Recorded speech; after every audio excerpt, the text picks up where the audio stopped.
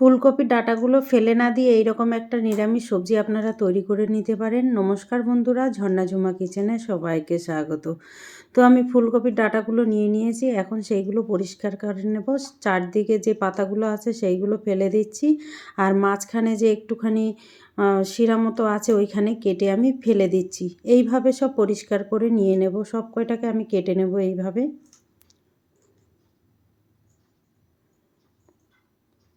ভালো করে পাতাগুলো ফেলে দিলাম, আর উপর পিছে আগে সব যা আছে এগুলো ফেলে দিলাম। তো এখানে কাটা হয়ে গেছে, কেটে আমি ধুয়ে নিয়ে নিয়েছি। তারপরে এইখানে একটা শিল নোড়ার যে নোড়াটা আছে সেই নোড়াটা দিয়ে আমি এইভাবে থেতো করে নিচ্ছি। সবগুলোই এইভাবে আমি থেতো করে নেব।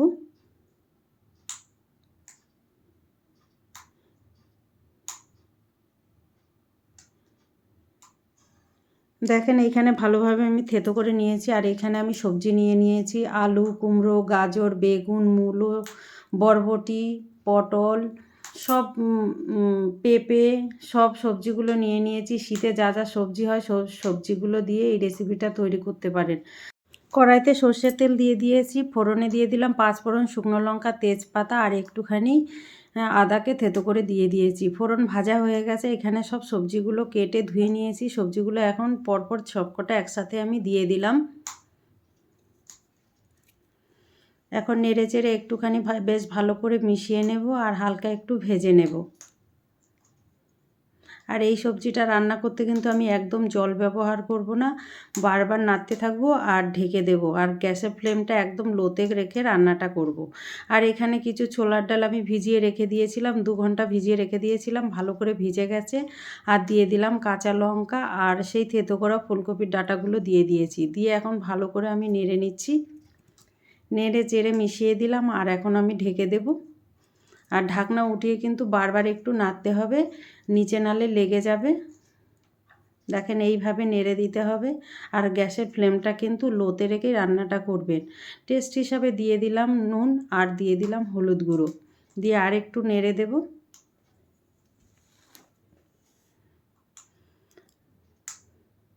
তারপরে কিন্তু নাড়া হয়ে গেছে, এখন আরেকটু ঢেকে দিলাম। এইভাবে কিন্তু ঢেকে ঢেকেই রান্নাটা করতে হবে, আর গ্যাসের ফ্লেমটা কিন্তু একদম লোতে রেখেই রান্নাটা করতে হবে, যেহেতু জল দেব না সেই জন্য। আর আপনাদের যদি জল দেওয়ার প্রয়োজন পড়ে তাহলে কিন্তু একটু সামান্য দিতে পারেন, আমার দেওয়ার দরকার পড়েনি তাই আমি জল দিলাম না। তারপরে এখানে দেখেন টেস্ট হিসাবে একটুখানি চিনি দিয়ে দিলাম, আর এই সব মিক্স সবজির মধ্যে একটুখানি চিনি দিলে খেতে কিন্তু খুবই ভালো লাগে। আর আমি কোনো মশলাই ব্যবহার করব না। তারপরে ঢাকনা উঠিয়ে আবার একটু নেড়ে দিচ্ছি, আর সবজিগুলো কিন্তু প্রায় সেদ্ধ হয়ে গেছে, পুরোই সেদ্ধ হয়ে গেছে সবজিগুলো। দেখেন আলু অলরেডি গলে গেছে, তো ভালোভাবে সেদ্ধ হয়ে গেছে সবজি।